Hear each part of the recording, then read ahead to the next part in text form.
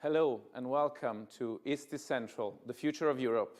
I'm Giorgio Rutelli, editor-in-chief of formiche.net, and today we have a very special interview with three chairmen of the Committees on Foreign Affairs of Poland, Ukraine, and Lithuania. Today we have with us Radosław Fogiel from Poland. It's a pleasure. Welcome. We have Oleksandr Merezhko from Ukraine. Thank you. And Žygimantas Pavilionis from Lithuania. My pleasure. So the three chairmen are in Rome and they're meeting with government and institutions, and they are here to talk about what's happening in Ukraine, what's happening in Europe, and how Europe will have to move forward and to tackle the Russian invasion of Ukraine.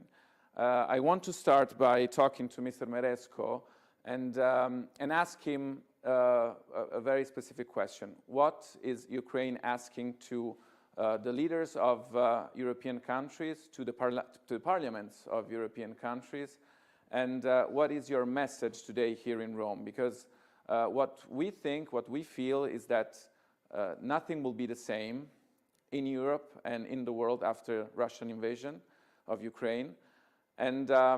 But we still need to address very important issues like Ukraine's EU accession, Ukraine's NATO accession. And these two topics are very important, very delicate. But we think that we see in Italy that there is some resistance to both issues. And so I would like to ask you why Ukraine is a good fit for the European Union and for NATO, and what should European countries do to help Ukraine more?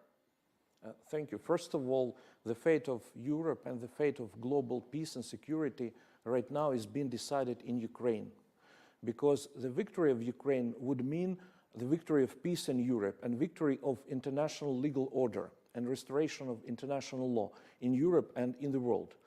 And if Ukraine doesn't win, it will mean collapse of the European peace, European international legal order, and it will embolden, encourage the potential aggressors, and it will send very wrong message to them that if you commit an act of genocide, if you commit aggression, you are rewarded, you are not punished. That's why we need to do everything, the whole world and Europe, the United States, to help Ukraine to win this war against the genocidal empire which Russia is. And we also need to join as soon as possible NATO and the European Union, because for us it's a matter of our survival, a matter of our security. Ukraine has always belonged to European family. It's our natural right to be part of Europe and to join the European Union. As for NATO, in contemporary world, it's the only possible guarantee of security for Ukraine. And when Ukraine joins NATO, it will be the best guarantee for our national security, but also the best security for the whole world. Thank you. Mr. Fogiel, so Poland is probably one of the most active countries in supporting Ukraine, and it has done a lot, both in terms of political, economic, military assistance in welcoming refugees from Ukraine. And there is a poll from the International Republican Institute that we will discuss in a separate interview that also says that Ukrainians feel that Poland is the country that is helping them most, with the United States and the United Kingdom right after the first two countries. So, of course, you're very active in this, but do you think that there is the chance in the European Union to push forward the start of the process of joining the European Union by Ukraine? Because we do know that there will be European election next year. In 6 months, probably the Commission will enter a phase that is more difficult in terms of political power, because it will enter the phase in which it has less capability of taking decisions and starting new processes. So the window of time is quite narrow. Do you think there's the time and there are the conditions to push for this specific process to start now? And why should we start now? Well, yes, thank you for that. All that you mentioned that Poland has been doing and is doing is true, and it is not only for the obvious moral grounds, but also because we understand and we can clearly see that the war in Ukraine is an obvious threat to the global rules-based order. As Poles, our friends from Lithuania, from Latvia, from Estonia, we were warning the world for years, and unfortunately, it has to come to this. Russia needed to actually attack a neighboring country so the West would wake up. I'm happy that we're past this point of decision so far. And this brings us to the debate about the EU perspective for Ukraine. We've been discussing this for years. Ukraine has been a member of the Eastern Partnership that Poland and Sweden started together. And it was quite obvious, as it was, for instance, in the case of Western Balkan countries. But the door was never open wide enough. Unfortunately, it is most unfortunate that we needed a war in order to actually grant Ukraine, as well as Moldova, the candidate status. Now we are eagerly waiting for the Commission's review that is just ahead of us, and I'm quite sure that the review will be positive for both countries, seeing how much effort they have done, how many reforms, for instance, Ukraine, despite the ongoing war, has already implemented towards the harmonization of law, towards upholding the EU values. So, based on facts, based on readiness, I would say the way to full membership should be wide open. Of course, there are the political issues. The upcoming elections that you mentioned is one of them. That's why our position is that we should start the accession talks and the whole accession process as soon as possible.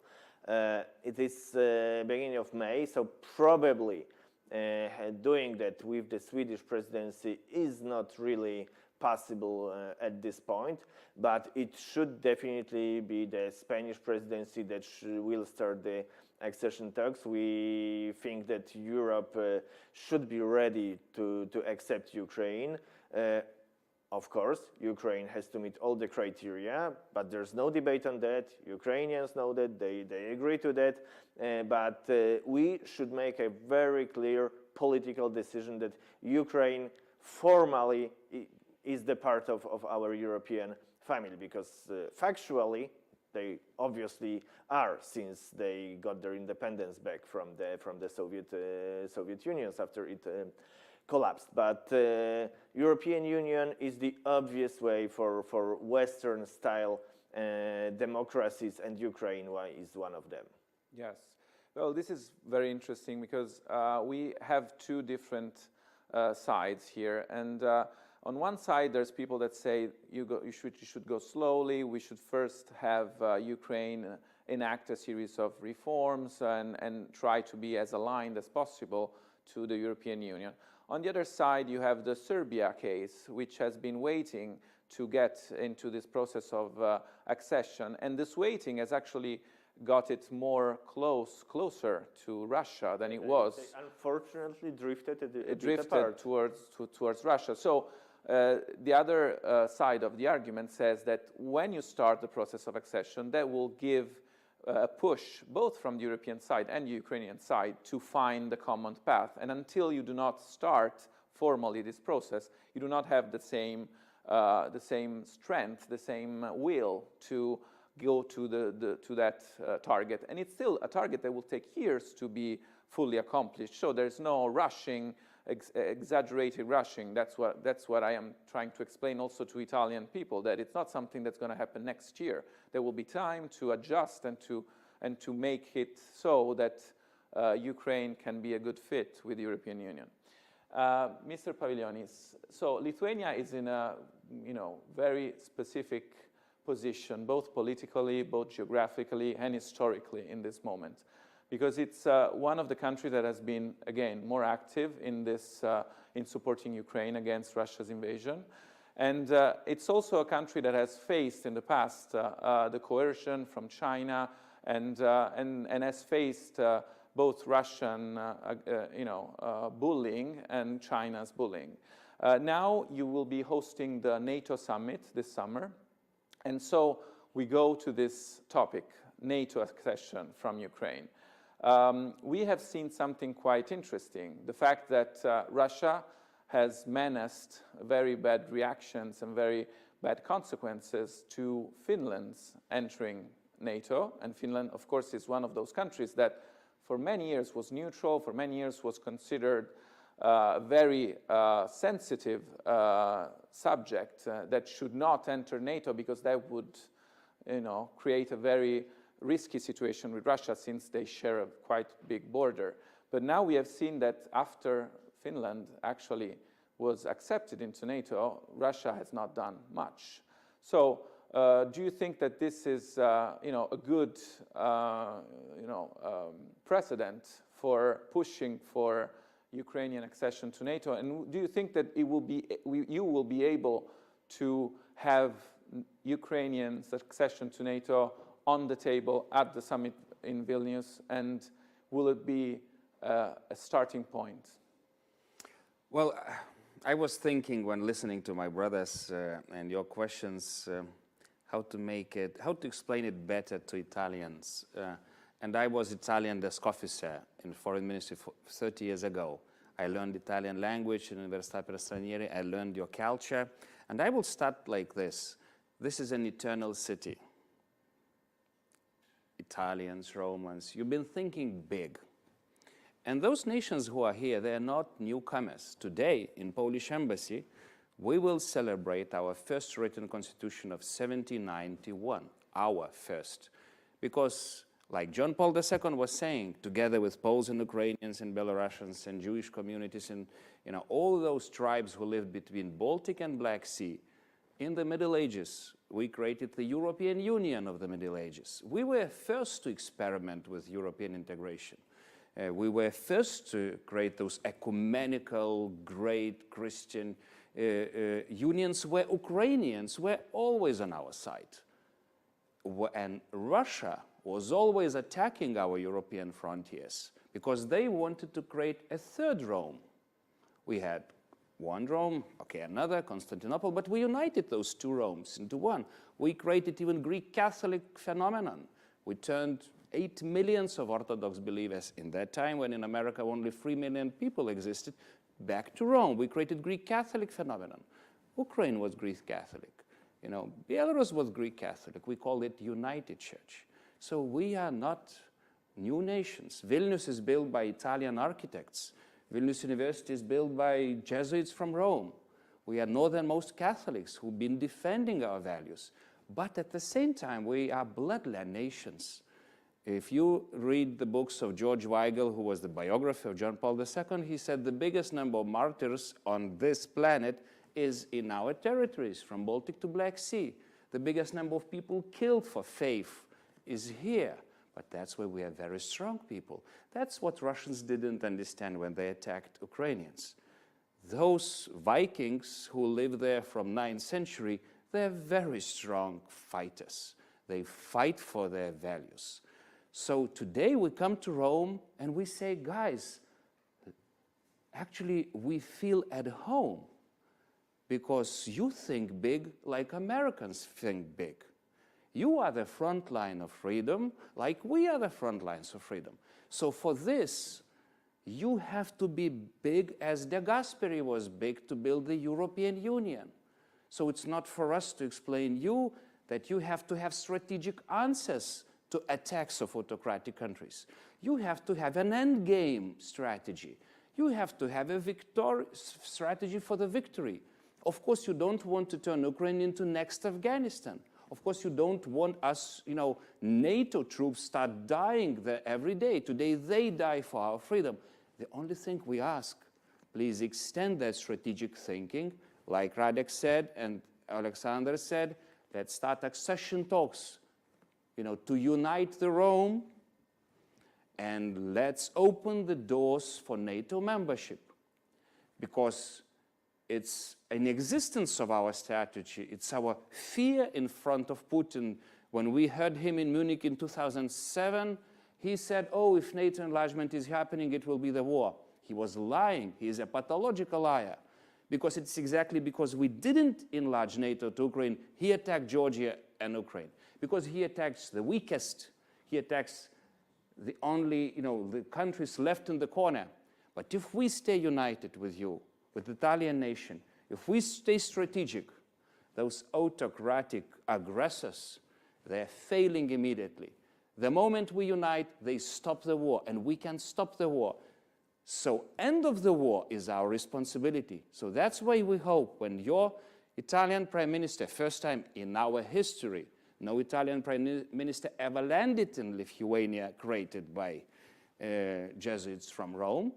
When she lands, she doesn't only support Ukrainian path to membership, but we also speak China. Because we are attacked by China, they thought our economy will be killed. They predicted 5% drop. And you know what?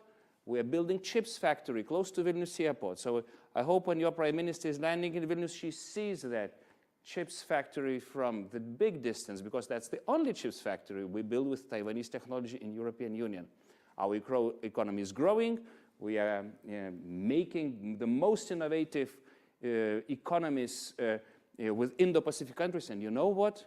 We are very close to Italian level of GDP per capita. We are richer than Greeks, Portuguese, Spanish, very close to Italian. So I hope next time we come, we will be richer than you. So thank you, Mr. Pavilionis. We wish it as well for Lithuania. So now, Mr. Merezhko, Italy has been, the Italian government has been helping Ukraine, and Giorgia Meloni has always been quite decisive in her commitment to Ukraine since before the election, since her political campaign. So I think that the Italian government is a good partner and has been showing to help Ukraine. But it's true that in Italy, Russian propaganda and Russian messages are still quite present in the public discourse. We do have, a part of the public opinion that is still not convinced about helping Ukraine with weapons and helping Ukraine in the long run, because a lot of them were scared of the repercussions that, helping Ukraine would have had to our economy and to our, international stability. We have seen on one side that, the whole gas threat from Russia has basically not worked because, Europe has managed to detach itself from Russian gas and now is quite independent and can manage its energy prices.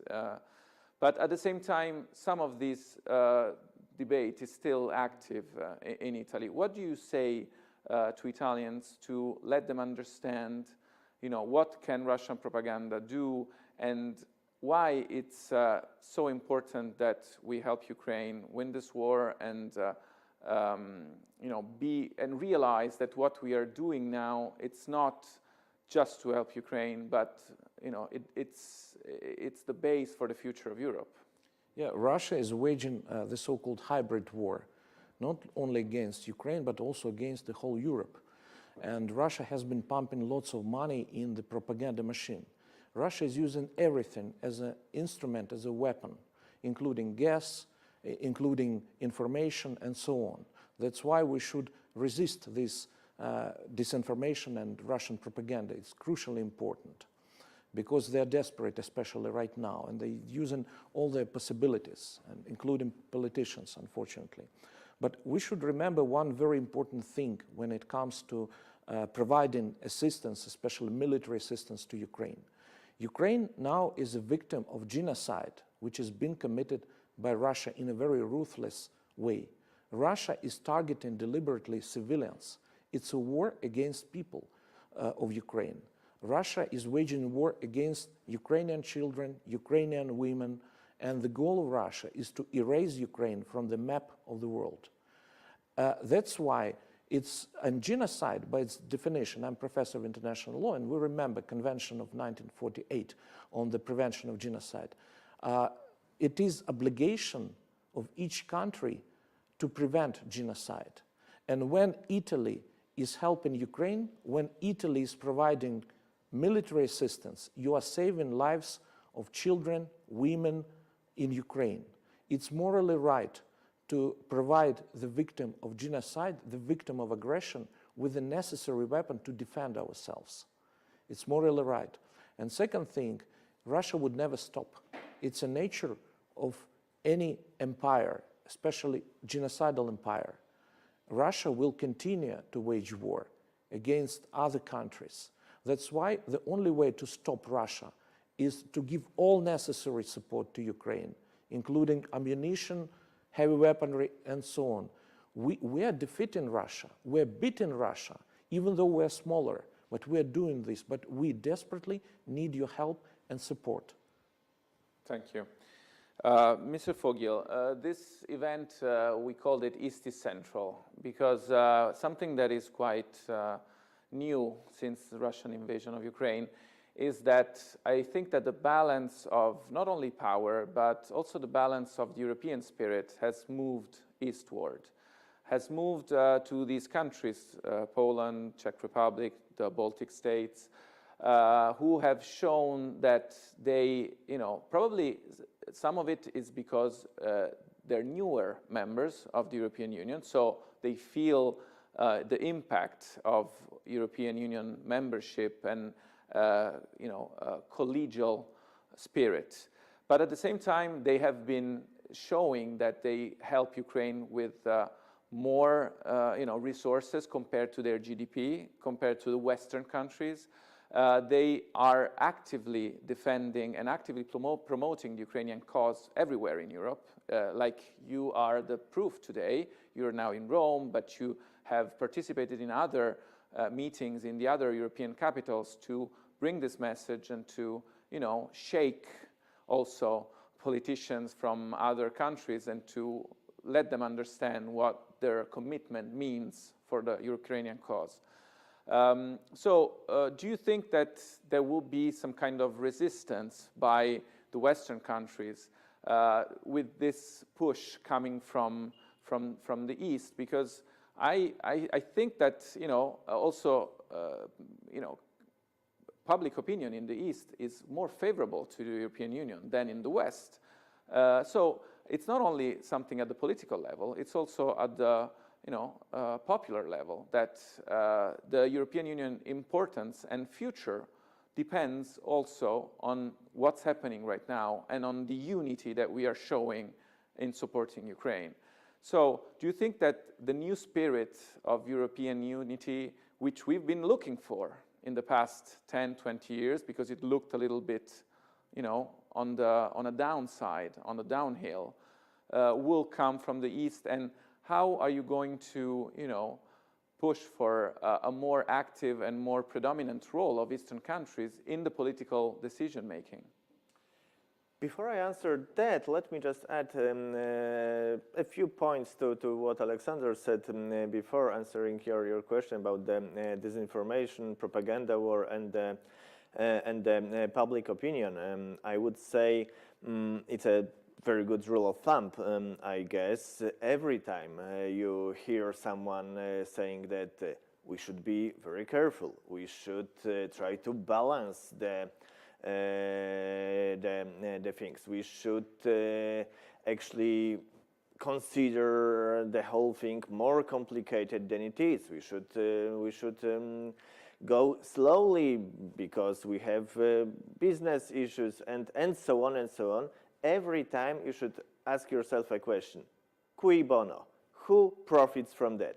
And 9 times out of 10, you can find out that the profiteer would be Russia if we if we stop our help to Ukraine, if we start considering both countries as equals, not as an aggressor and a victim, if we try to find a way to do business as usual instead of decoupling ourselves from Russia's resources, every time Russia is the profiteer, and that's how you know it is mostly Russian propaganda.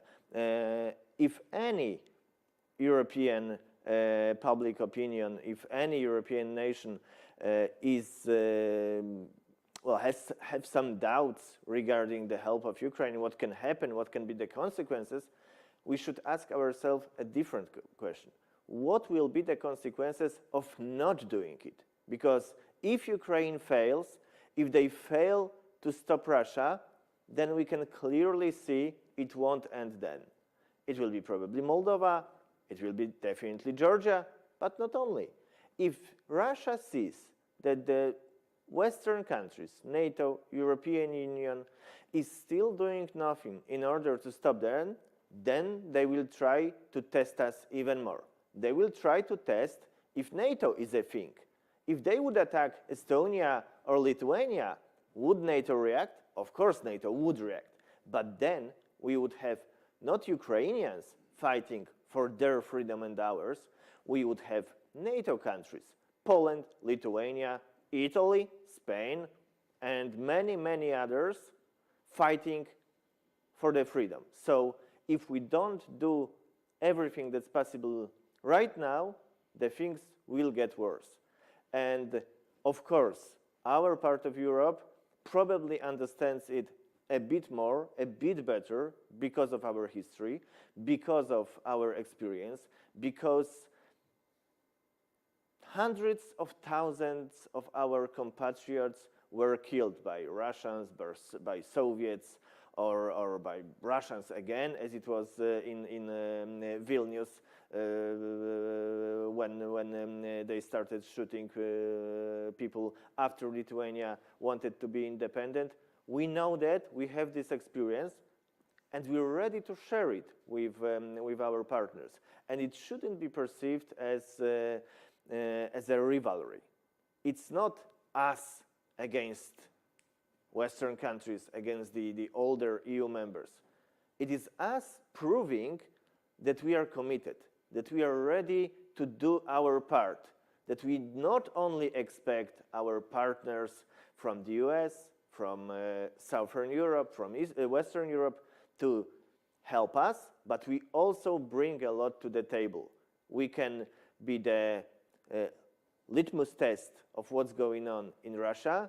We are committed, we are ready to do our share, even bigger in terms of GDP percentage, as you mentioned. We want everyone in Europe working together. And I know it sometimes requires a bit motivation. We are ready to do it, we are ready to create coalitions, but it should be all of us together. That's how we can stop this evil empire that hasn't changed for centuries. Thank you.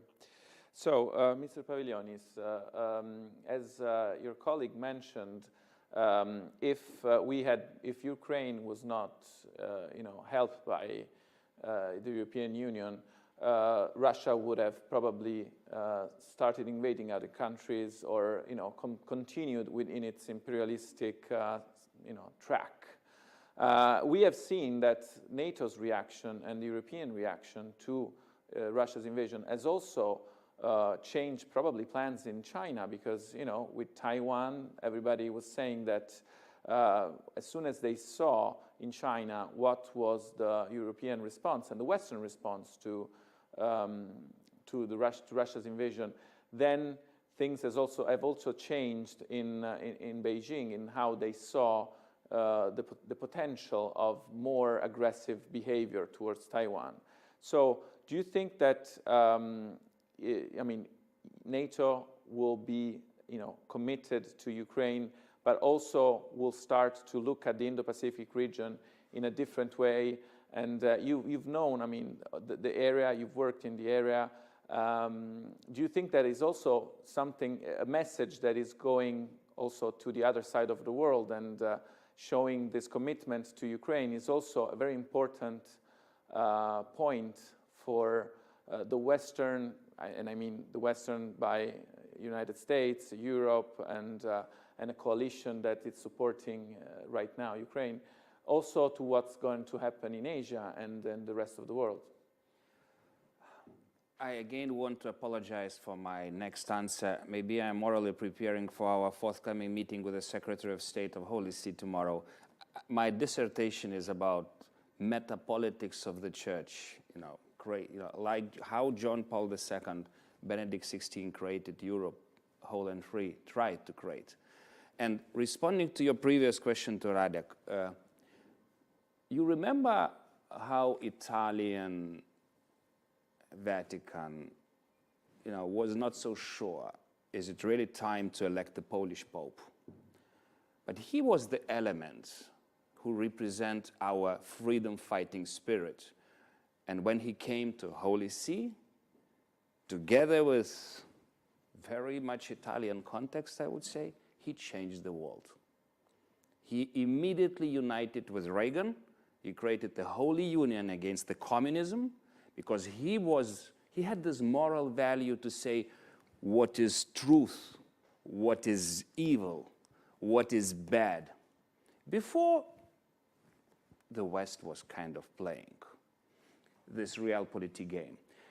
So when I come to Italy again, it's not like we are the next leaders. We just remind you about all values of Rome, because for me, Rome is eternal cultural center of civilization brought from, Holy Land and Athens to Rome and then spread over the world. Though this value system is now in threat. We bloodland nations who resurfaced because of this courageous unity of Polish and, Holy See, we just want to remind you, please, and this is now talking about the current realities, decouple from autocratic states.